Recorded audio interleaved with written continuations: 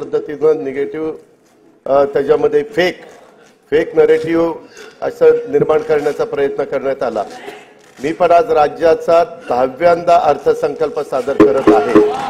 त्याच्यावर अध्यक्ष महोदय, मला ह्या गोष्टीचा थोडा बहुत अनुभव आहे।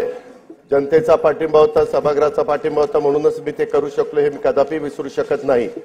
परंतु अध्यक्ष महोदय, अशा प्रकारची चर्चा करणं आणि ते आधीच करणं आणि काहीतरी लोकांच्या मध्ये फेक नरेटिव्ह निर्माण करणं हे कुठेतरी अध्यक्ष महोदय थांबलं पाहिजे, याची नोंद आपण देखील त्या ठिकाणी घेतली पाहिजे, अशी मी सुरुवातीलाच आपल्याला विनंती करतो। सन्माननीय अध्यक्ष महोदय, मी आपल्या अनुमतीने सन 2024-25 या वर्षाचा अतिरिक्त अर्थसंकल्प सभागृहाला सादर करतो आहे।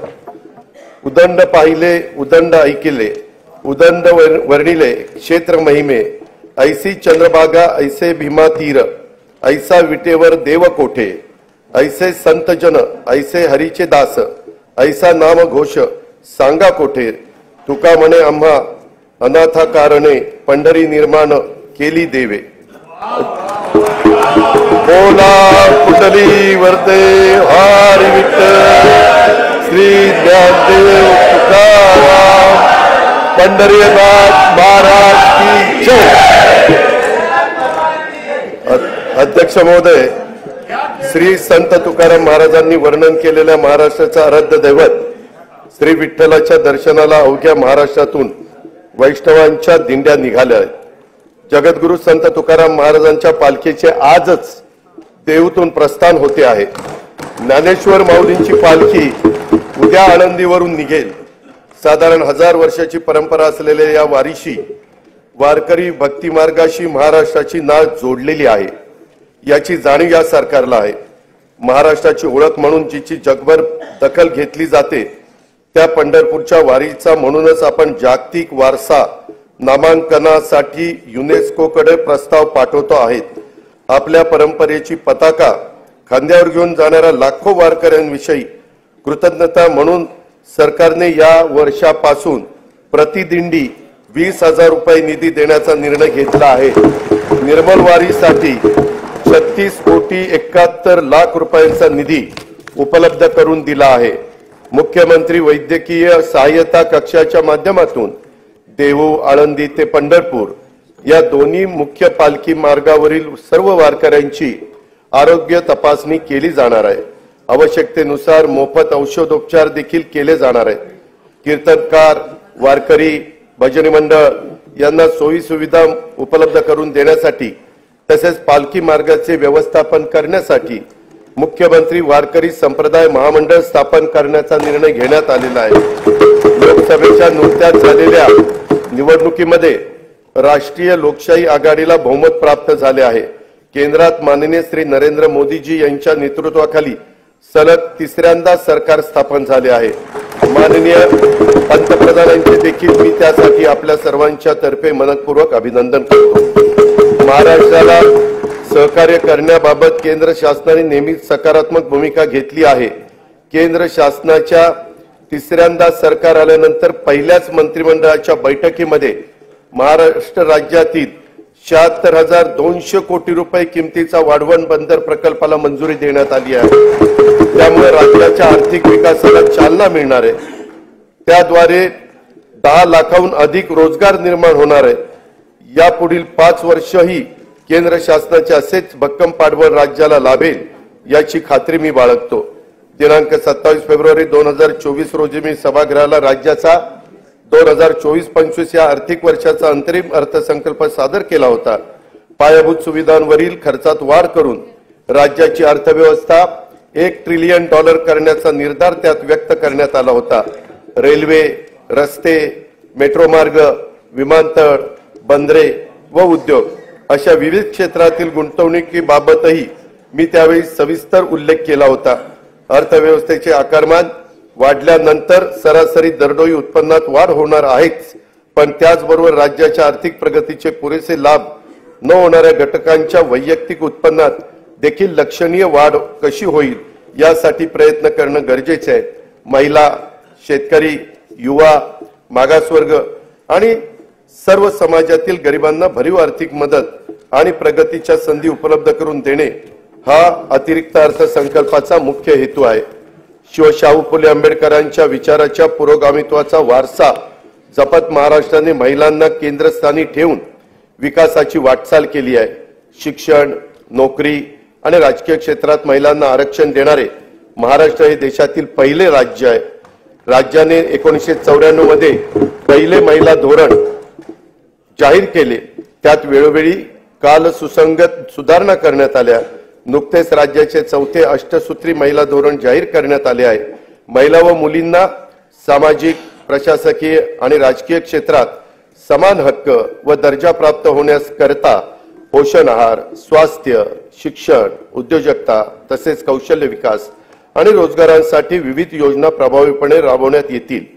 मुलींचे जन्माचे स्वागत करणारी आणि तिला वय वर्ष 18 पर्यंत अर्थसहाय्य करणारी लेक लाडकी योजना, गर्भवती मातांचे आरोग्य व संस्थात्मक प्रसूतीकरता जननी सुरक्षा योजना, प्रधानमंत्री मातृवंदना योजना, बचत गटाच्या माध्यमातून ग्रामीण महिलांचे सक्षमीकरण, बस प्रवासामध्ये सवलत, महिलांच्यासाठी विशेष बस, घर खरेदीसाठी मुद्रांक शुल्कात सवलत, कौटुंबिक समस्याग्रस्त महिलांच्यासाठी शक्ती सदन योजना, नोकरी करणाऱ्या महिलांच्यासाठी व्यवसाय करातून सूट, महिला वसतिगृहे, महिला केंद्रित पर्यटन धोरण अशा विविध योजनांची प्रभावी अंमलबजावणी करण्यात येत आहे। स्त्री ही कुटुंबाचा आधार असते, आता ती एकूणच समाजाचाच केंद्रबिंदू होते आहे। कुटुंबाचं व्यवस्थापन आणि अर्थार्जन अशा दोन्ही आघाड्यांवर ती लढते आहे। हे खाती कुटुंब सांभाळणाऱ्या, कर्तबगार मुलं घडवणाऱ्या महिलाही आपल्याला पाहायला मिळतात। वेगवेगळ्या परीक्षांच्या निकालाच्या वेळी तर मुलींची आघाडी हा तर आता नियमित होऊ पाहतो आहे। अशा आपल्या कर्तृत्वान माय भगिनींना संधीची कवाडे आणखी खुली करणे, त्यांना प्रोत्साहन देणे हे सरकार म्हणून आपले कर्तव्यच आहे। म्हणून आमच्या लेकी बहिणींच्यासाठी मुख्यमंत्री माझी लाडकी बहीण योजना ही महत्वाकांक्षी आणि व्यापक योजना आज मी घोषित करत आहे। महिलांचे आर्थिक स्वातंत्र्य व स्वावलंबन, आरोग्य व पोषणासहित सर्वांगीण विकासासाठी या योजनेअंतर्गत वय 21 ते 60 वर्ष वयोगटातील पात्र महिलांना शासनातर्फे दरमहा 1,500 रुपये प्रदान करण्यात येतील। मुख्यमंत्री माझी लाडकी बहीण योजनेसाठी दरवर्षी 46,000 कोटी रुपयाचा निधी उपलब्ध करून देण्यात येईल। योजनेची अंमलबजावणी जुलै 2024 पासून करण्यात येईल। आपल्या शासनाने सन 2023-24 पासून लेक लाडकी ही योजना सुरू केली आहे। मुलींच्या जन्मापासून ती 18 वर्षाची होईपर्यंत तिला टप्प्याटप्प्याने एकूण 1,01,000 रुपये प्रदान करण्यात येतात। पिवळ्या आणि केशरी शिधापत्रिका धारक कुटुंबात दिनांक 1 एप्रिल 2023 रोजी किंवा त्यानंतर जन्म झालेल्या कन्येला हे अर्थसहाय्य करण्यात येतं। दिनांक 1 मे 2024 नंतर जन्माला आलेल्या व्यक्तींच्या नावाची नोंद शासकीय दस्तऐवजांच्या मध्ये त्यांचं नाव, नंतर आईचं नाव, नंतर वडिलांचं नाव आणि नंतर आडनाव या क्रमाने करण्याचं बंधनकारक देखील करण्यात आलेलं आहे। या वर्षीच्या अंतरिम अर्थसंकल्पात मी महिलांच्यासाठी स्वयंरोजगार निर्मिती तसेच सुरक्षित प्रवासासाठी पिंक ई रिक्षा योजनेची घोषणा केली होती। योजनेच्या पहिल्या टप्प्यात राज्यातील 17 शहरात 10,000 महिलांना रिक्षा खरेदीसाठी अर्थसहाय्य करण्यात येईल। या योजनेच्या करता 80 कोटी रुपयांचा निधी उपलब्ध करून देण्यात येईल। शुभमंगल सामूहिक नोंदणीकृत विवाह योजनेत लाभार्थी मुलींना देण्यात येणारे अनुदान पहिलं 10,000 रुपये होतं, आता ते 10,000 रुपयावरून 25,000 रुपये करण्यात आले आहे। राज्यातील सर्व आरोग्य उपकेंद्रात स्तन, गर्भाशय, मुखाच्या कर्करोग तपासणीसाठी उपकरणे व साहित्य उपलब्ध करून देण्यात येईल। त्यासाठी 78 कोटी रुपये निधीची तरतूद करण्यात येईल। रुग्णांची विशेषतः आमच्या गरोदर माता व बालकांची आरोग्य संस्थेत मोफत ने आण करण्यासाठी 3,324 रुग्णवाहिका कार्यरत आहेत। त्यातील जुन्या रुग्णवाहिकांच्या जागी नव्या रुग्णवाहिका उपलब्ध करून देण्यात येतील। महिलांची पाण्यासाठी होणारी पायपीट थांबवण्यासाठी हर घर नल हर घर जल संकल्पनेअंतर्गत जल जीवन मिशन कार्यक्रमातून ग्रामीण भागातून 1,25,66,986 घरांना न जोडणी देण्यात आली आहे। राहिलेल्या 21,04,932 घरांसाठीचे काम प्रगतीपथावर आहे। स्वयंपाकांच्यासाठी वापरल्या जाणाऱ्या इंधनाचा आणि महिलांच्या आरोग्याचा फार जवळचा संबंध असतो। महिलांच्या आरोग्याच्या नेहमीच तक्रारी कमी करायच्या असतील तर त्यांना स्वच्छ इंधन पुरवणं ही आपली जबाबदारी आहे। LPG गॅसचा वापर त्या दृष्टीने सर्वात सुरक्षित असल्याने या इंधनाचा वापर वाढवला पाहिजे। गॅस सिलेंडर प्रत्येक घराला परवडेल यासाठी प्रत्येक पात्र कुटुंबाला वर्षाला 3 गॅस सिलेंडर मोफत देणारी मुख्यमंत्री अन्नपूर्णा योजना मी आज जाहीर करत आहे। ही योजना पर्यावरण संरक्षणाला सहाय्यभूत ठरेल आणि 52,16,412 लाभार्थी कुटुंबांना या योजनेचा लाभ देण्यात येईल। अंगणवाडी सेविका, मदतनीस व मिनी अंगणवाडी सेविका यांना सध्या सेवानिवृत्ती, मृत्यू, राजीनामा इत्यादी प्रकरणी 1 लाख रुपयांपर्यंतचा लाभ देण्यात येत आहे। महाराष्ट्र राज्य ग्रामीण जीवनोन्नती अभियानाअंतर्गत 6,48,000 महिला बचत गट कार्यरत असून ही संख्या 7 लाख करण्यात येणार आहे। बचत गटाच्या फिरच्या निधीच्या रकमेत 15,000 30,000 रुपये वाढ करण्यात आली आहे। उल्वे, नवी मुंबई येथे युनिटी मॉल बांधण्यात येत असून त्यातून महिला बचत गट व कारागिरांना उत्पादनाच्या प्रदर्शन व विक्रीसाठी हक्काचे व्यासपीठ उपलब्ध होईल। महिला बचत गटांनी उत्पादित केलेल्या वस्तूंना सध्या उमेद मार्ट आणि ई-कॉमर्स ऑनलाईन प्लॅटफॉर्म तसेच प्रदर्शनाच्या माध्यमातून बाजारपेठ उपलब्ध करून दिली जाते। याद्वारे आतापर्यंत 15 लाख महिला ह्या लखपती दीदी होण्याचा मान मिळाला असून या वर्षात 25 लाख महिलांना लखपती करण्याचं उद्दिष्ट शासनाने ठरवलेलं आहे। महिला लघु उद्योजकांसाठी या आर्थिक वर्षापासून पुण्यश्लोक अहिल्यादेवी होळकर महिला स्टार्टअप योजना सुरू करण्यात येणार आहे। स्टार्टअपच्या अनुषंगाने अखिल भारतीय स्तरावरील महासंमेलन राज्यात आयोजित करण्यात येईल। पर्यटन क्षेत्रातील महिला लघु उद्योजकांनी 15 लाख रुपयांपर्यंत घेतलेल्या कर्जावरील व्याजाचा परतावा शासनाकडून करण्यासाठी आई योजना सुरू करण्यात आली आहे। त्यातून 10,000 रोजगार निर्माण होणार आहे। महिला व बालकांविरुद्धच्या अत्याचाराचे खटले देखील चालवण्यासाठी 100 विशेष जलद गती न्यायालयांना आवश्यक तो निधी राज्य शासन उपलब्ध करून देत आहे। राज्यामधील व्यावसायिक शिक्षणामध्ये मुलींचं प्रमाण वाढवण्यास शासन कटिबद्ध आहे।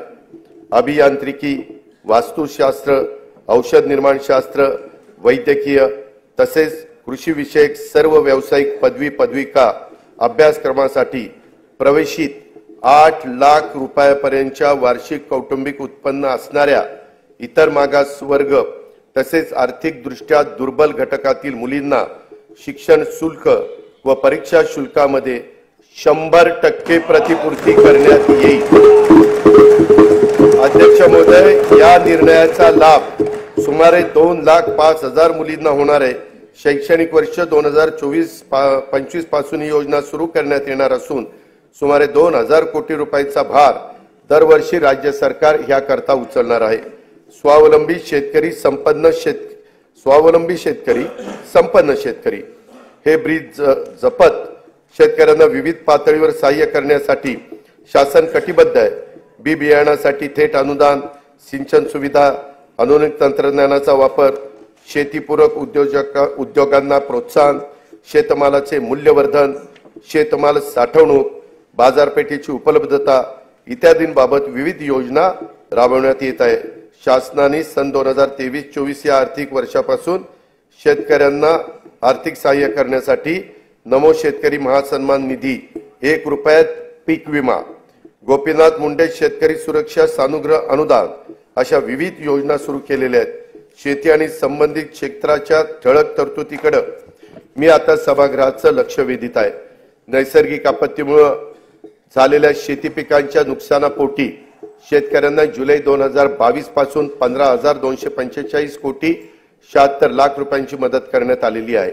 नोव्हेंबर डिसेंबर 2023 मधील अवकाळी पावसामुळे बाधित झालेल्या 24,47,000 शेतकऱ्यांना आतापर्यंत 2,253 कोटी रुपयांची मदत देण्यात आली आहे। नुकसानीच्या क्षेत्राची मर्यादा 2 ऐवजी यावेळेस 3 हेक्टर करण्यात आली आहे। राज्य आपत्ती प्रतिसाद निधीच्या निकषापेक्षा अधिक दराने ही मदत करण्यात आली आहे। खरीप हंगाम 2023 करता राज्यातील 40 तालुक्यांमध्ये दुष्काळ तर 1021 महसूल मंडळामध्ये दुष्काळ सदृश परिस्थिती जाहीर करण्यात आली असून तिथे विविध सवलती लागू करण्यात आल्या आहेत।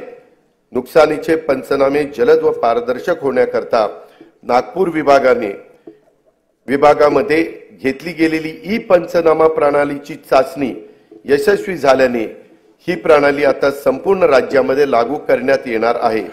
नमो शेतकरी महासन्मान निधी योजनेअंतर्गत आज तागायत एकूण 92,43,000 शेतकरी कुटुंबांना 5,318 कोटी 47 लाख रुपयाचं अनुदान देण्यात आलेलं आहे। 1 रुपयात पीक विमा योजनेअंतर्गत 59,57,000 शेतकऱ्यांना 3,504 कोटी 66 लाख रुपयाची रक्कम आजपर्यंत अदा करण्यात आलेली आहे। गोपीनाथ मुंडे शेतकरी अपघात सुरक्षा सानुग्रह अनुदान योजनेअंतर्गत 2,694 शेतकरी कुटुंबांना 52 कोटी 82 लाख रुपयांचे अनुदान वाटप करण्यात आलेले आहे। महात्मा ज्योतिराव फुले शेतकरी कर्जमुक्ती योजनेअंतर्गत पीक कर्जाची नियमित परतफेड करणाऱ्या 14,33,000 शेतकऱ्यांना प्रोत्साहनपर रक्कम 5,190 कोटी रुपये अदा करण्यात आलेली आहे। उर्वरित रकमेचे वाटप देखील त्वरित त्या ठिकाणी देण्यात येईल।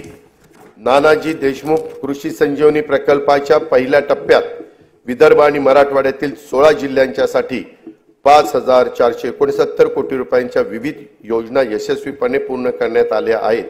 या प्रकल्पाचा 6,000 कोटी रुपये किमतीचा दुसरा टप्पा 21 जिल्ह्यांमध्ये राबवण्यात येणार आहे। माननीय बाळासाहेब ठाकरे कृषी व्यवसाय व ग्रामीण परिवर्तन प्रकल्पाअंतर्गत 1,561 कोटी 64 लाख रुपये किमतीच्या 767 उपप्रकल्पांना मंजुरी देण्यात आली आहे। त्याचा लाभ सुमारे 9 लाख शेतकऱ्यांना होणार आहे। विदर्भ आणि मराठवाड्यातील 14 विपत्तीग्रस्त जिल्ह्यातील केशरी शिधा पत्रिका धारक शेतकऱ्यांना अन्नधान्याऐवजी दरमहा रोख रक्कम अदा करण्यात येते। मे 2024 पर्यंत या पद्धतीने 11,85,000 लाभार्थींना 113 कोटी 36 लाख रुपये अदा करण्यात आले आहेत। राष्ट्रीय कृषी विकास योजना आणि राज्य पुरस्कृत कृषी यांत्रिकीकरण योजनेतून गेल्या 3 वर्षात 2,14,000 शेतकऱ्यांना ट्रॅक्टर आणि पॉवर ट्रेलर आदी यांत्रिकी शेती उपकरणांच्या खरेदीसाठी 1,239 कोटी रुपयाचं अनुदान देण्यात आलेलं आहे।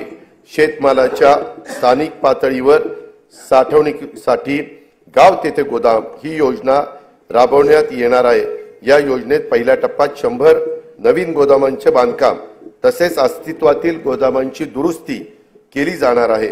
कापूस, सोयाबीन तसेच अन्य तेलबियांच्या उत्पादकतेमध्ये वाढ आणि मूल्य साखळी विकासासाठी विशेष कृती योजना राबवण्यात येत आहे। या योजनेसाठी सन 2024-25 मध्ये 341 कोटी रुपयाचा निधी उपलब्ध करून देण्यात येत आहे। आधारभूत किमतीनुसार खरीप व रब्बी हंगामातील कडधान्य व तेलबियांच्या नाफेड मार्फत खरेदीसाठी 100 कोटी रुपयाचा फिरता निधी स्थापन करण्यात येईल। कापूस व सोयाबीन पिकांच्या राज्याच्या शेती उत्पन्नामध्ये मोठा वाटा आहे। मागील वर्षी आंतरराष्ट्रीय घडामोडी व अन्य कारणामुळे झालेल्या किमतीतील घसरणीमुळे शेतकऱ्यांना नुकसान सोसावं लागलं। शेतकऱ्यांना दिलासा देण्यासाठी खरीप पणन हंगाम 23-24 मध्ये कापूस व सोयाबीन उत्पादक शेतकऱ्यांना 2 हेक्टर प्रमाणे हेक्टरच्या मर्यादेत प्रति हेक्टरी 5,000 रुपयाचं अर्थसहाय्य देण्याची घोषणा मी करीत आहे। अध्यक्ष महोदय, ही घोषणा खरं तर निर्णय कॅबिनेटनी मागच घेतला होता, पण 3च दिवसात आचारसंहिता लागली. त्यामुळे नंतर आम्हाला त्याचे जे काही वितरण करायचं होतं ते करता आलेलं नव्हतं. आता आम्ही पुन्हा हे आचारसंहिता संपल्यावर हे 5,000 रुपयाचं अर्थसहाय्य देणं, हे कापूस सोयाबीन शेतकऱ्यांच्या करता तो निर्णय सरकारने घेतलेला आहे. कांदा उत्पादक शेतकऱ्यांना अर्थसहाय्य करण्यासाठी सन 2023-24 या वित्तीय वर्षात 350 रुपये प्रति क्विंटल प्रमाणे 851,66,00,000 रुपये अनुदान देण्यात आलं आहे. कांदा आणि कापसाच्या हमीभावाने खरेदी करण्यासाठी प्रत्येकी 200 कोटी रुपयाचा फिरता निधी निर्माण करण्यात येत आहे. खरीप पडन हंगाम 2023-24 मध्ये 6 लाख धान उत्पादक शेतकऱ्यांना प्रति हेक्टरी 20,000 रुपयाप्रमाणे 1,350 कोटी रुपये प्रोत्साहन रक्कम प्रदान करण्यात आली आहे. शासकीय नवीन दुग्ध व्यवसाय उद्योजकता प्रकल्प सुरू करणार आहे. पशुसंवर्धन, दुग्ध व्यवसाय, पशुचारा आणि पशुखाद्य उत्पादन या क्षेत्रात नव उद्योजक निर्माण करणे, रोजगार आणि स्वयंरोजगाराच्या माध्यमातून शेतकऱ्यांच्या मध्ये आर्थिक उन्नती साधणे, पशूंची उत्पादकता वाढवणे हा या प्रकल्पाचा उद्देश आहे. नोंदणीकृत 2,93,000 गायींचे दूध उत्पादकांना प्रति लिटर 5 रुपये प्रमाणे 223,83,00,000 रुपये अनुदान वितरित करण्यात आले आहे. राहिलेले अनुदान देखील त्वरित वितरित करण्यात येईल.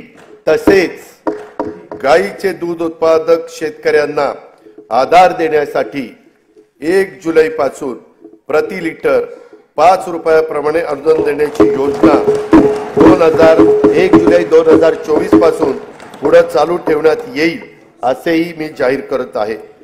शेळी मेंढी पालन व्यवसायातील संख्यात्मक व गुणात्मक वाढीसाठी पुण्यश्लोक अहिल्यादेवी होळकर महाराष्ट्र मेंढी व शेळी विकास महामंडळाच्या भाग भांडवलात लक्षणीय वाढ करण्यात आली आहे. शेळी मेंढी पालन आणि कुक्कुट पालनाला प्रोत्साहन देण्यासाठी 2 नवीन प्रकल्प राबवण्यात येत आहे. राज्याचा मत्स्य उत्पादनात गेल्या 2 वर्षात मोठ्या प्रमाणामध्ये वाढ झाली आहे. मत्स्य बाजार स्थापना तसेच मासळी विक्री सुविधांच्यासाठी आवश्यक निधी उपलब्ध करून देण्यात येणार आहे. अटल बांबू समृद्धी योजनेतून 10,000 हेक्टर खासगी क्षेत्रावर बांबूंची लागवड करण्यात येणार आहे. त्यासाठी शेतकऱ्यांना बांबू रोपे तसेच इतर आवश्यक बाबींकरता प्रति रोपासाठी 175 रुपयाचं अनुदान देण्यात येणार आहे.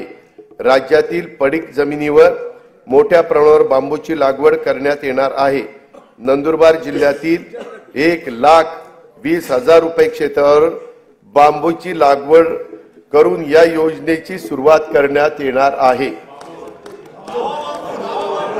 वन्य प्राण्यांच्या हल्ल्यात जीवितहानी झाल्यास त्यावयाच्या नुकसान भरपाईच्या रकमेत 20 लाख रुपयावरून 25 लाख रुपये आणि त्यात कायमचं अपंगत्व आल्यास 5 लाख रुपयावरून 7.5 लाख रुपये, गंभीर जखमी झाल्यास 1.25 लाख रुपयावरून 5 लाख रुपये, किरकोळ जखमी झाल्यास 20,000 रुपयावरून 50,000 रुपये अशा प्रकारची वाढ करण्यात आली आहे. शेती पिकाच्या नुकसान भरपाई करता देय रकमेत कमाल मर्यादेत पहिली 25,000 रुपये होती, ती आता आम्ही 50,000 रुपये वाढ करतोय. पशुधन हानीच्या नुकसान भरपाईतही भरीव अशा प्रकारची वाढ करीत आहोत. विविध कारणांमुळे अपूर्ण राहिलेले सिंचन प्रकल्प पूर्ण करण्यासाठी गेल्या 2 वर्षापासून विशेष मोहीम राबवण्यात येत आहे. आतापर्यंत 108 प्रकल्पांना सुप्रमा देण्यात आलेली आहे. जयंत पाटील साहेब, 108 प्रकल्पांना. आपल्या वेळेस काय पुढे जायचंच नाही. ते येत्या 2 वर्षात 61 प्रकल्प पूर्ण होणे अपेक्षित आहे. या प्रकल्पातून सुमारे 3,65,000 हेक्टर सिंचन क्षमता निर्माण होणार आहे. राज्यातील कार्यान्वित प्रकल्पाच्या अपेक्षित आणि प्रत्यक्ष सिंचन क्षमतेतील तफावत दूर करण्यासाठी महाराष्ट्र सिंचन सुधारणा कार्यक्रम हाती घेण्यात येत आहे. या कार्यक्रमातून 155 प्रकल्पांच्या कालवे वितरण प्रणालीची सुधारणा करण्यात येणार आहे. येत्या 3 वर्षात त्यामुळे सुमारे 4,28,000 हेक्टर वाढीव क्षेत्राला प्रत्यक्ष सिंचनाचा लाभ होणार आहे। अध्यक्ष महोदय, विविध अपूर्ण सिंचन प्रकल्प पूर्ण करणे तसंच प्रकल्पाच्या वितरण प्रणालीतील सुधारणांच्यासाठी नाबार्डकडनं 15,000 कोटी रुपयाचं दीर्घ मुदतीचं अर्थसहाय्य मंजूर झालेलं आहे। ते आपण केव्हाही उचलू शकतो आणि हे प्रकल्प मार्गी लावू शकतो। उपसा सिंचन योजनांना वापरल्या जाणाऱ्या विजेचा खर्च कमी करणं तसंच शाश्वत वीज पुरवठ्यासाठी म्हैसाळ जिल्हा सांगली तसेच येथे पथदर्शी सौर ऊर्जा प्रकल्प राबवण्यात येणार आहे। या प्रकल्पाची अंदाजित किंमत 1,594 कोटी रुपये असून त्याचा लाभ सांगली आणि सोलापूर जिल्ह्यातील सुमारे 75,000 शेतकरी कुटुंबांना होणार आहे। स्वच्छ व हरित ऊर्जेचे ध्येय साध्य करण्यासाठी सर्व शासकीय उपसा जलसिंचन योजना सौर ऊर्जीकरण करण्यात येणार आहे। त्यामध्ये जनाई, शिरसाई, पुरंदर या उपसा सिंचन योजनांचाही समावेश आहे। या योजनांच्यासाठी 4,200 कोटी रुपयाचा खर्च अपेक्षित आहे। विदर्भातील नागपूर, वर्धा, अमरावती, यवतमाळ, अकोला, बुलढाणा या जिल्ह्यातील 3,71,277 हेक्टर क्षेत्रात सिंचनाचा लाभ देण्यासाठी वैनगंगा नळगंगा नदीजोड प्रकल्पाद्वारे गोसीखुर्द प्रकल्पातून 62.57 टीएमसी पाणी वळवण्याचे नियोजन आहे। कोल्हापूर आणि सांगली जिल्ह्यातील पुरामुळे होणारी जीवित व वित्तहानी टाळावी आणि अतिरिक्त पाणी दुष्काळग्रस्त भागात वळवता यावे यासाठी जागतिक बँकेच्या सहाय्याने 3,200 कोटी रुपये किमतीचा महाराष्ट्राचा प्रतिसादक्षम विकास कार्यक्रम राबवण्यात येणार आहे।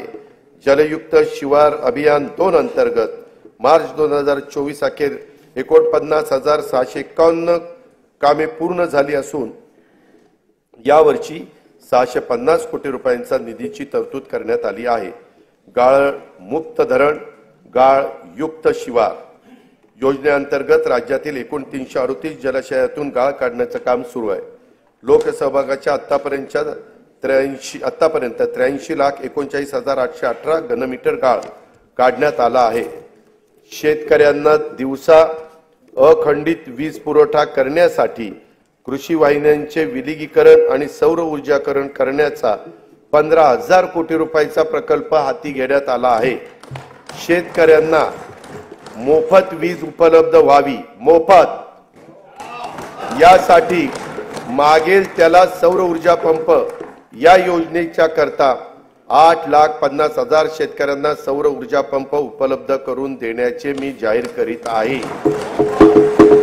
अध्यक्ष महोदय, तूफानों में संभलना जानते हैं, अंधेरों को बदलना जानते हैं, चिरागों का कोई मजहब नहीं है, ये हर महफिल में जलना जानते हैं।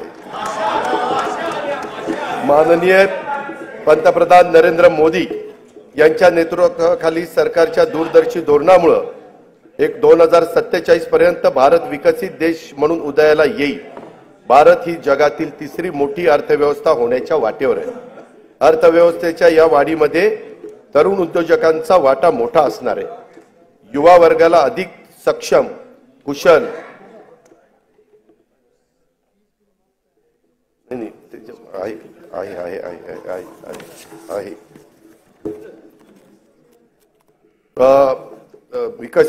भारत ही जगातील तिसरी मोठी अर्थव्यवस्था होण्याच्या वाटेवर आहे।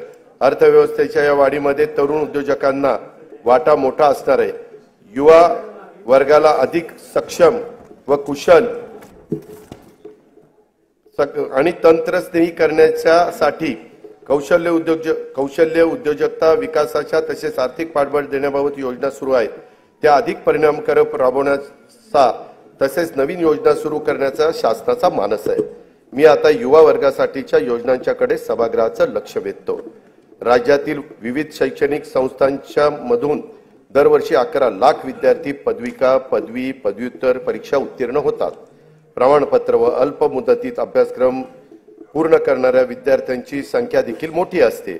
औद्योगिक आणि बिगर औद्योगिक आस्थापनांमध्ये प्रत्यक्ष कामाद्वारे प्रशिक्षण घेतल्यास गरजू युवकांना रोजगाराची संधी तसेच उद्योगांना प्रशिक्षित मनुष्यबळ उपलब्ध व्हावे या उद्देशाने दरवर्षी 10 लाख तरुण तरुणींना प्रत्यक्ष कामावरील प्रशिक्षण देण्यासाठी मुख्यमंत्री युवा कार्य प्रशिक्षण योजना मी जाहीर करीत आहे।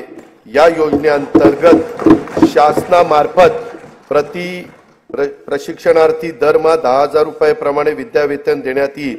त्यासाठी दरवर्षी 10,000 कोटी रुपयाचा खर्च अपेक्षित आहे। शासनाच्या योजनांची माहिती जनतेपर्यंत पोहोचवण्यासाठी दरवर्षी 50,000 युवकांना कार्य प्रशिक्षण देण्यात येईल। जागतिक बँक सहाय्यित 2,307 कोटी रुपये किमतीच्या मानवी विकासासाठी उपयोजित ज्ञान आणि कौशल्य विकास प्रकल्पाअंतर्गत 500 औद्योगिक प्रशिक्षण संस्थांची दर्जा वाढ तसेच मॉडेल ITI जागतिक कौशल्य केंद्र महाराष्ट्र राज्य कौशल्य विद्यापीठ डेटा सेंटर अशा विविध संस्थांचे बळकटीकरण आणि उद्योजकता विकास कार्यक्रम राबवण्यात येणार आहे। मुंबई, पुणे, नागपूर, अमरावती, यवतमाळ, कोल्हापूर, छत्रपती संभाजीनगर, कराड जिल्हा सातारा, अवसारी खुर्द जिल्हा पुणे येथील तंत्र शिक्षण संस्थांच्या मध्ये सेंटर ऑफ एक्सलन्स स्थापन करण्यास मान्यता देण्यात आली आहे। पंडित दीनदयाळ उपाध्याय रोजगार मेळावा व नमो महारोजगार मेळाव्यातून रोजगार इच्छुक युवांना नोकरीची संधी उपलब्ध करून दिल्या जात आहेत। या माध्यमातून सन 2023-24 मध्ये 95,478 उमेदवारांची नोकरीसाठी निवड झाली आहे।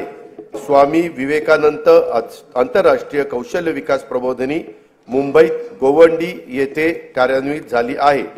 राज्याच्या ग्रामीण भागात 511 प्रमोद महाजन ग्रामीण कौशल्य विकास केंद्रे स्थापन करण्यात आली असून या केंद्रातून 15 ते 45 वयोगटातील 18,980 उमेदवार कौशल्य प्रशिक्षण घेत आहेत।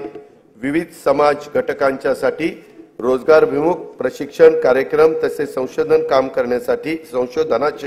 काम करण्यासाठी आदिवासी संशोधन प्रशिक्षण संस्था TRTI, डॉक्टर बाबासाहेब आंबेडकर संशोधन व प्रशिक्षण संस्था बार्टी, छत्रपती शाहू महाराज संशोधन व प्रशिक्षण संस्था सारथी, महात्मा ज्योतिबा फुले संशोधन व प्रशिक्षण संस्था महाज्योती, महाराष्ट्र संशोधन व प्रशिक्षण प्रबोधिनी अमृत इत्यादी संस्था काम करतायत।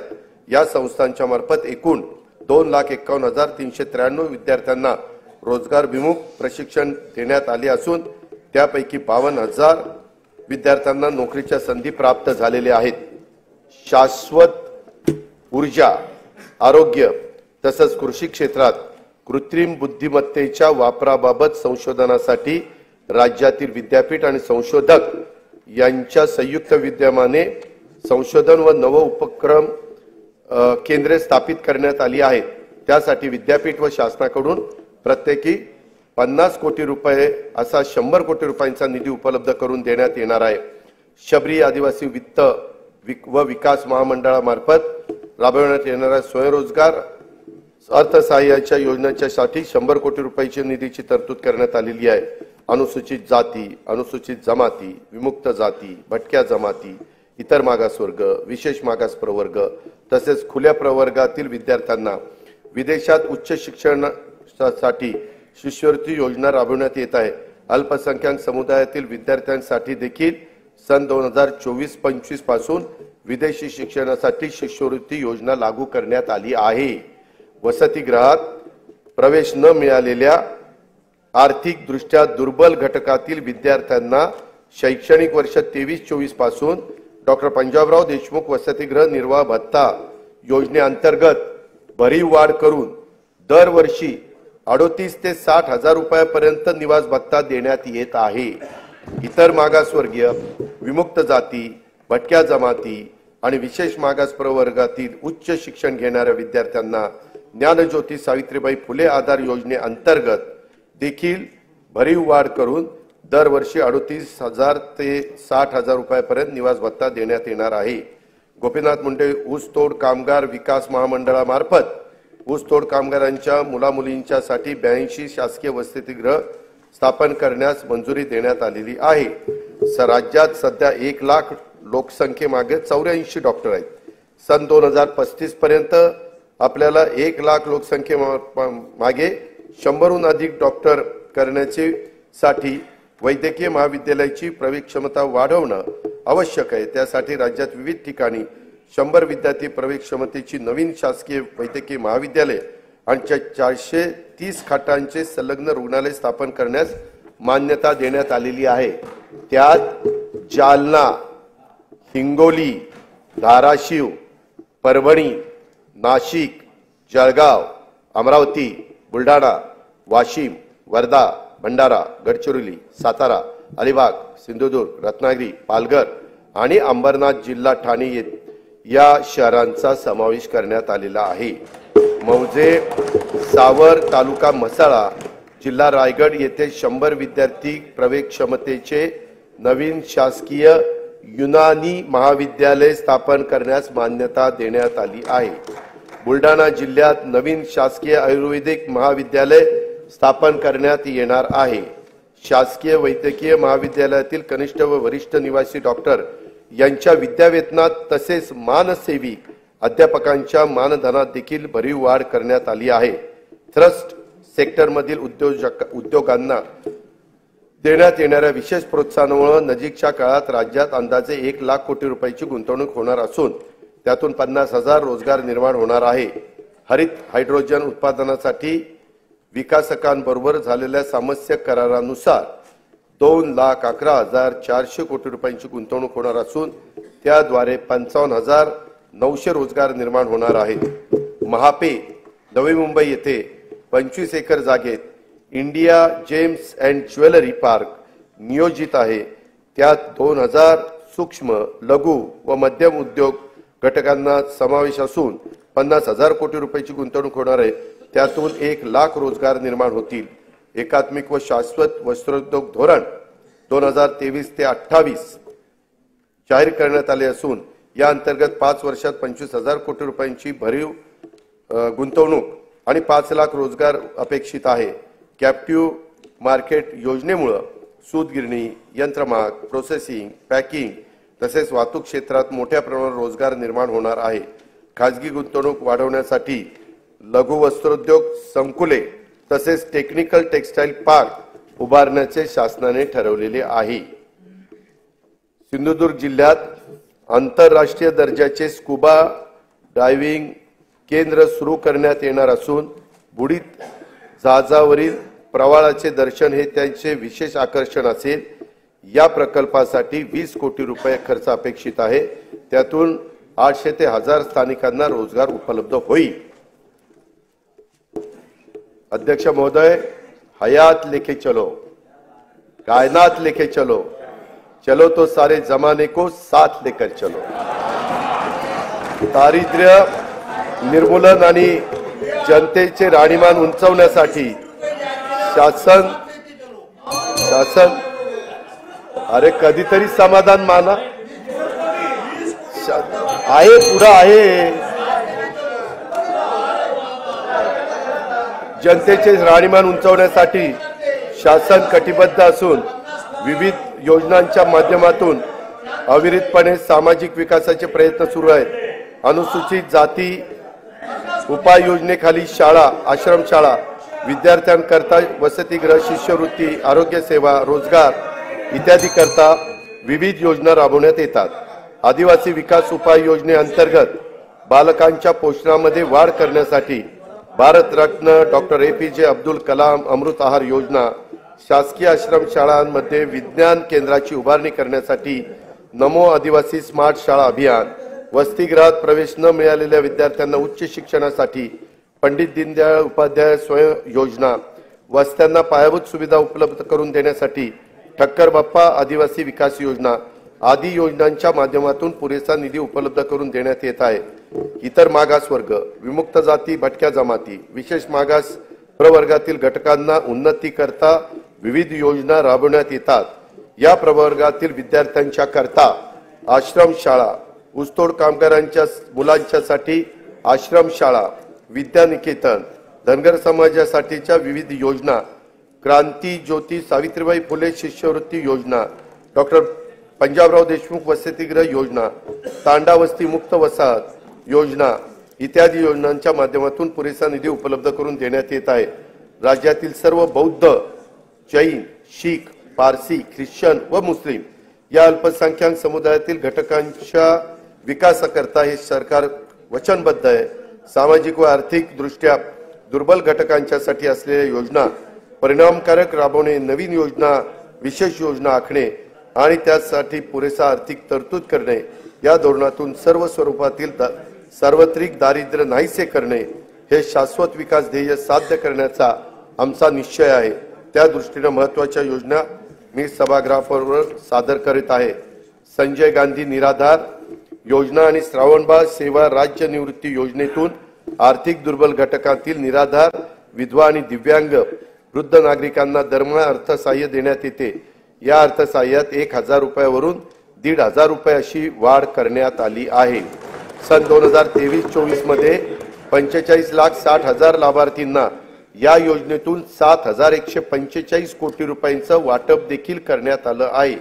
महिला आर्थिक विकास महामंडळ, महाराष्ट्र राज्य इतर मागासवर्ग वित्त विकास महामंडळ, वसंतराव नाईक विमुक्त जाती व भटक्या जमाती विकास महामंडळ, महात्मा फुले मागासवर्गीय विकास महामंडळ, साहित्यरत्न लोकशाहीर अण्णाभाऊ साठे विकास महामंडळ, संत रोहिदास चर्मोद्योग व चर्मकार विकास महामंडळ, शबरी आदिवासी वित्त विकास महामंडळ, महाराष्ट्र राज्य सरकारी आदिवासी विकास महामंडळ, पुण्यश्लोक अहिल्यादेवी महाराष्ट्र मेंढी व शेळी विकास महामंडळ, अण्णासाहेब पाटील आर्थिक विकास महामंडळ, शामराव पेजे आर्थिक विकास महामंडळ, संत शिरोमणी गोरोबा काका महाराष्ट्र माती कला मंडळ, महाराष्ट्र राज्य ऑटो रिक्षा व टॅक्सी चालक मालक कल्याणकारी महामंडळ, मौलाना आझाद अल्पसंख्याक आर्थिक विकास महामंडळ अशा विविध महामंडळाच्या माध्यमातून विविध समाज घटकांना उन्नती करता योजना राबवण्यात येत आहे।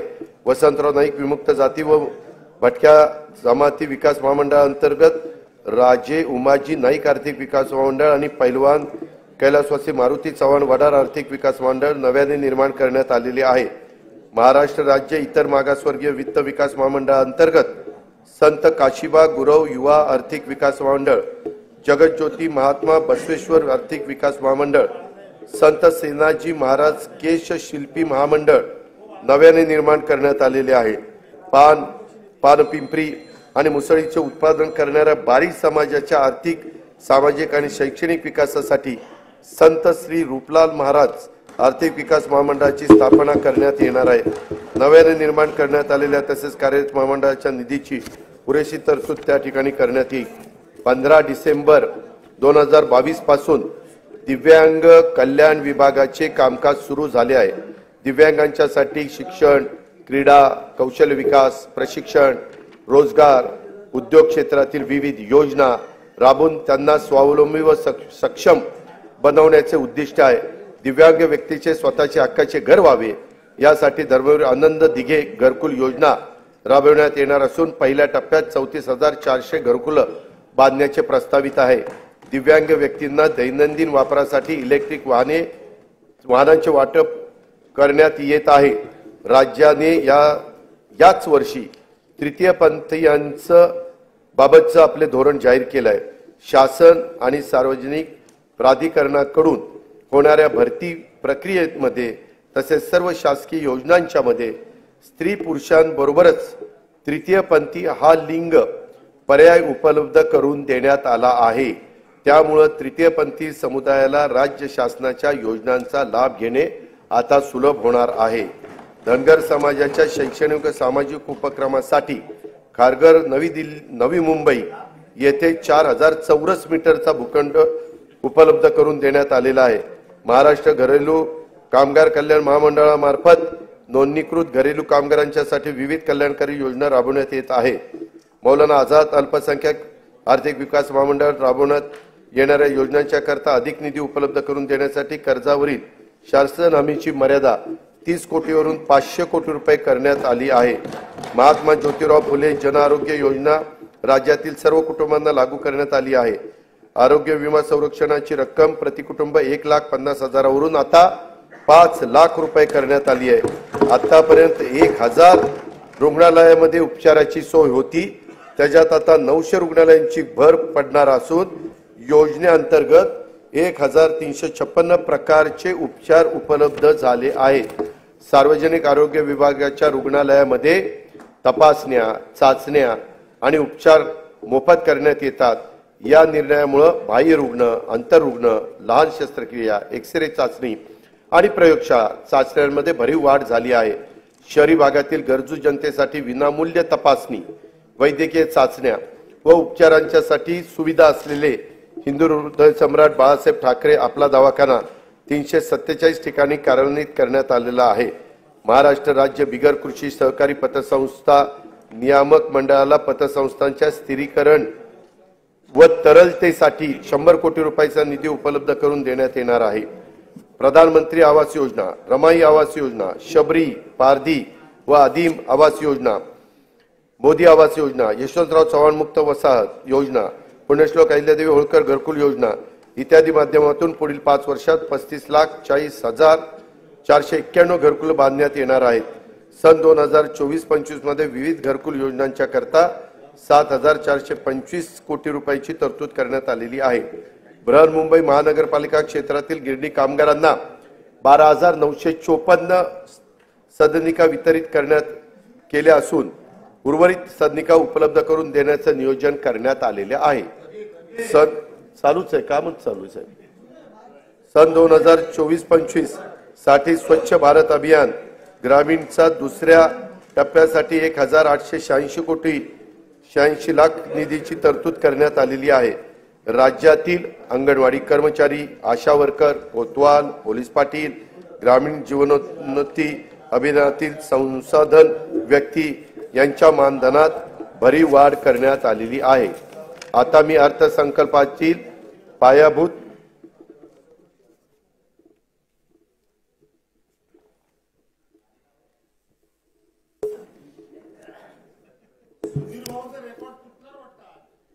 सध्या महाराष्ट्र राज्यात एकूण 47.41 लाख म्हणजे 47,41,000 शेतीपंप ग्राहक असून त्यांचा वीज वापर हा 39,247 दशलक्ष युनिट एवढा असून त्या वीज वापराची किंमत एकूण 33,046 कोटी इतकी आहे।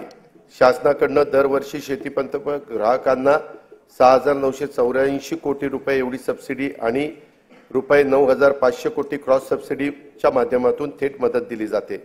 महाराष्ट्र राज्यात शेतकऱ्यांना दिवसा वीज देण्याच्या करता कृषी क्षेत्राच्या सौर ऊर्जीकरणाचा मोठा प्रकल्प मुख्यमंत्री सौर कृषी वाहिनी योजना 2 राबवण्यात येत आहे। सदर योजनेअंतर्गत 9,200 मेगावॉट क्षमतेचे विकेंद्रीकृत सौर ऊर्जा प्रकल्प हाती घेण्यात आलेले आहेत। या सर्व प्रकल्पांची अंमलबजावणीचा साठी कालावधी 18 महिने असून मार्च 2024 पासून ऑक्टोबर 2025 पर्यंत हे प्रकल्प पूर्ण होणार आहेत। ह्याच्याकरता जेवढी जमीन लागणार होती ती सगळी जमीन प्राजक्त सरकारकडेच उपलब्ध झाली आणि ती आपण हँडओव्हर देखील त्या ठिकाणी केली। त्याच्यामध्ये राज्यातील 46,06,000 शेतीपंप धारक हे एवढे शेतकरी हे 7.5 हॉर्सपॉवर पर्यंत मोटार चालवतात, म्हणजे 1 हॉर्सपॉवर पासून 3, 5, 7.5 पर्यंत आणि त्याच्यावरचे पण काही 10, 15, 20 असे आहेतच। ते सगळे 3 लाख आहेत, परंतु हे 44,06,000 आहेत। यांचा पूर्णपणे वीज माफीचा निर्णय राज्य सरकारने घेतलेला आहे। यासाठी राज्य सरकारवर जेवढा भार शासनावर पडणार आहे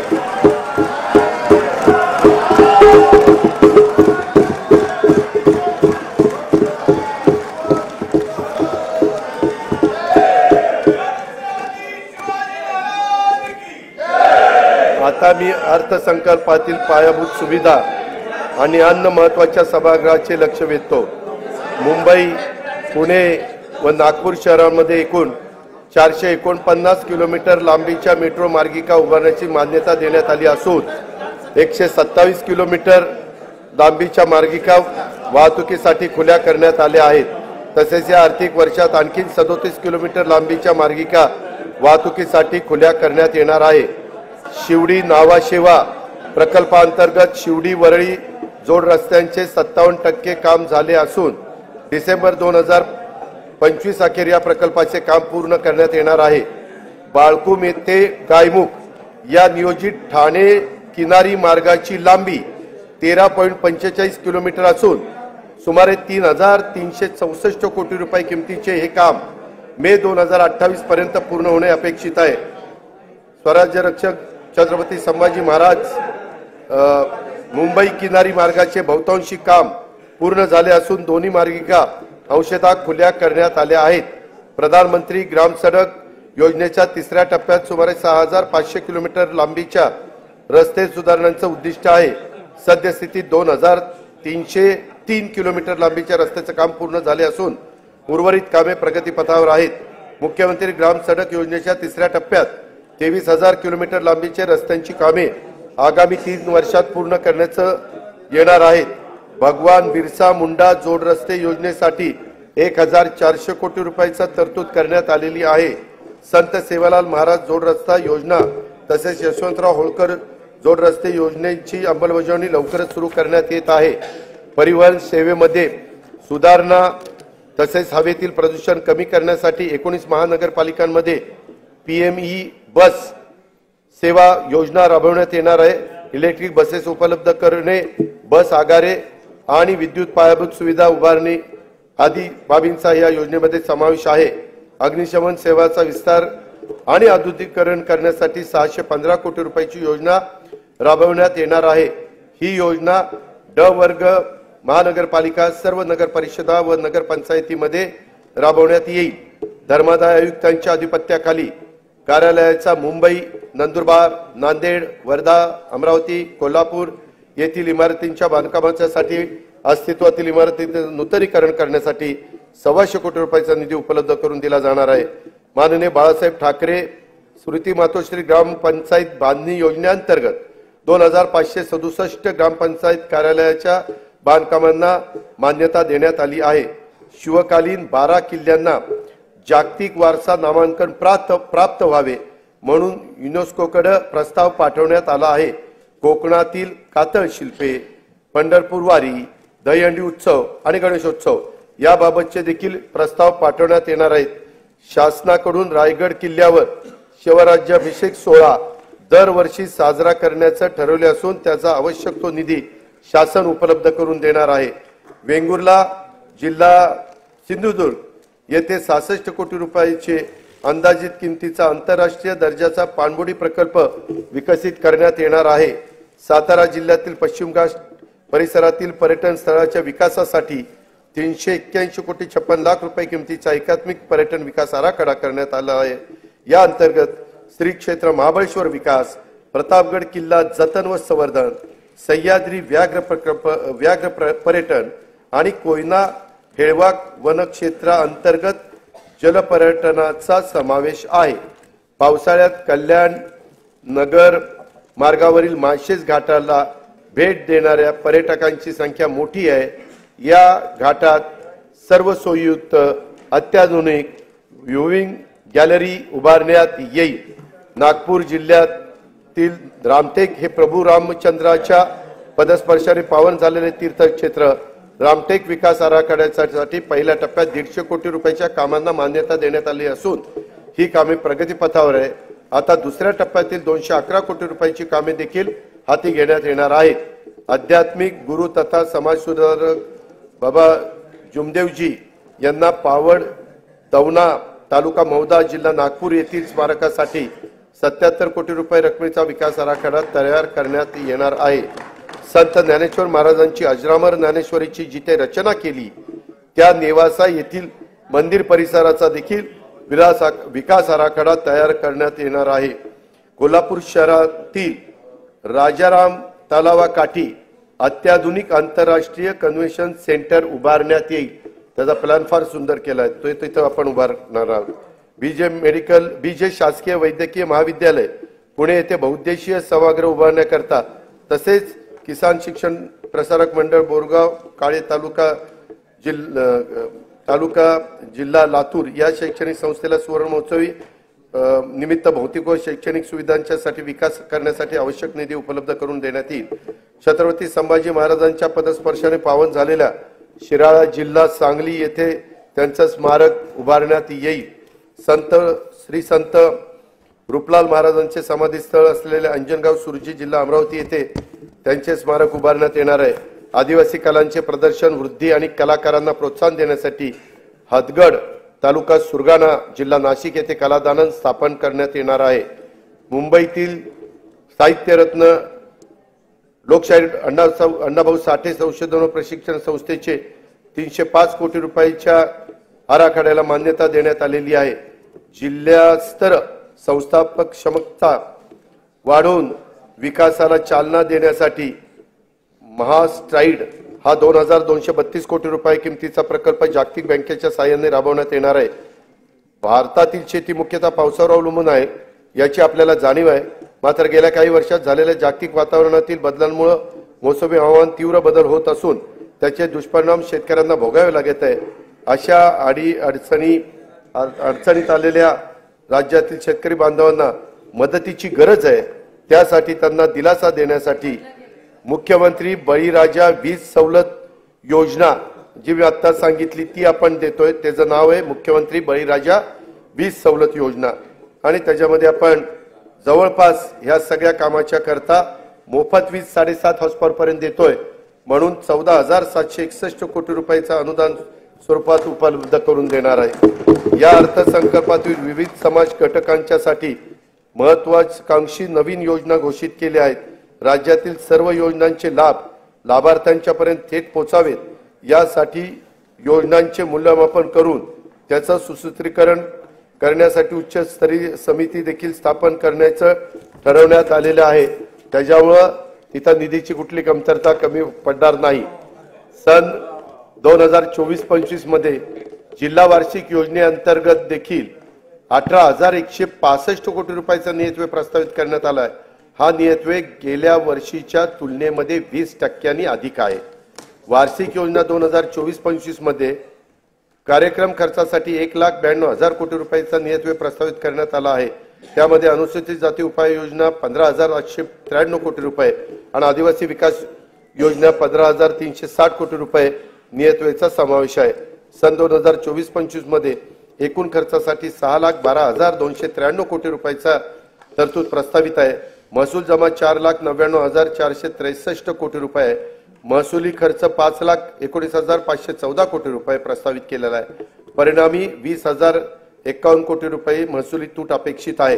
राज्याची राजकीय तूट आणि महसुली तूट राजकोषीय उत्तरदायित्व व वित्तीय व्यवस्थापन कायद्याने निश्चित केलेल्या मर्यादेच्या आत ठेवण्यात शासन यशस्वी ठरले आहे। सन 2024-25 ची राजकोषीय तूट 1,10,355 कोटी रुपये आहे। राज्याच्या आर्थिक विकासासाठी आणि समाजातील सर्व घटकांच्या कल्याणासाठी शासन सर्वतोपरी प्रयत्न करेल याची खात्री मी सभागृहाला देतो। आणि आता मी अर्थसंकल्पाचा भाग 2 कडे त्या ठिकाणी वळतो। मी आता अर्थसंकल्पाचा भाग 2 अध्यक्ष महोदय माननीय सभागृहासमोर सादर करीत आहे। सन 2023-24 या आर्थिक वर्षासाठी राज्याच्या स्वतःचा कर महसुलाचा सुधारित अंदाज 3,26,397 कोटी रुपये आहे। सन 2024-25 या आर्थिक वर्षाचा स्वतःच्या कर महसुलाचे अर्थसंकल्पीय उद्दिष्ट 3,43,040 कोटी रुपये इतके एवढे निश्चित करण्यात आले आहे। सर्वसामान्य नागरिकांना तसेच उद्योग व व्यापार केंद्राला दिलासा मिळावा म्हणून राज्यभर पेट्रोल व डिझेल वरील मूल्यवर्धित करात समानता आणण्यासाठी आवश्यकता होती आहे। त्या दृष्टीने बृहन्मुंबई, ठाणे व नवी मुंबई या महानगरपालिका क्षेत्रातील डिझेलवरील सध्याचा कर 24% वरून 21% करण्याचे प्रस्तावित आहे। तसेच पेट्रोलवर 26% वरून तो 25% असा 25% वर कमी करण्याचा प्रस्ताव आहे। या बदलांमुळे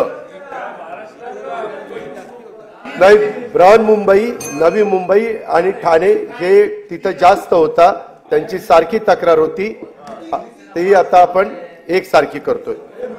या बदलांमुळे ठाणे, बृहन्मुंबई आणि नवी मुंबई या महानगरपालिका क्षेत्रातील पेट्रोलचा दर हा 65 पैसे व डिझेलचा दर अंदाजे 2 रुपये 7 पैसे प्रति लिटर स्वस्त होणार आहे।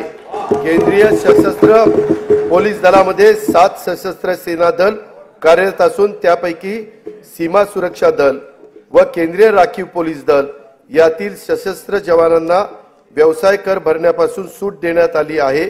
आता उर्वरित 5 दलातील म्हणजेच आसाम रायफल्स, केंद्रीय औद्योगिक सुरक्षा दल, भारत तिबेट सीमा पोलीस दल, राष्ट्रीय सुरक्षा रक्षक व सशस्त्र सीमा दलातील राष्ट्रीय कर्तव्य बजावणाऱ्या सशस्त्र जवानांना व्यवसाय कर भरण्यापासून सूट देण्याबाबत मी प्रस्तावित करीत आहे।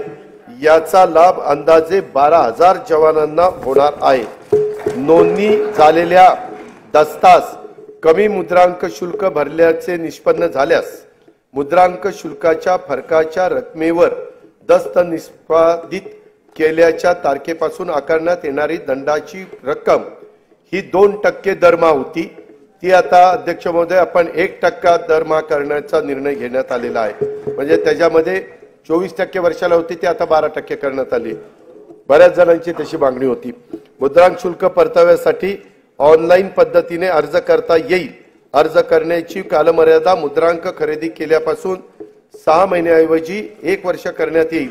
वरील प्रस्तावांना सन्माननीय सदस्यांचा पाठिंबा मिळेल असा विश्वास मी इथं व्यक्त करतो। अध्यक्ष महोदय,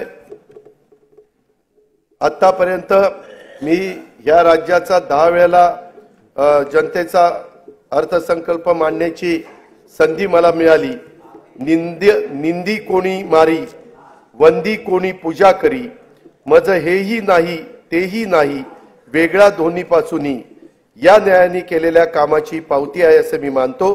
तुका म्हणे मज घडो त्यांची सेवा, तरी माझ्या दैवा पार नाही, अशी तुकोबारायाच्या भाषेत प्रार्थना करून मी आपली रजा घेतो। जय हिंद, जय महाराष्ट्र।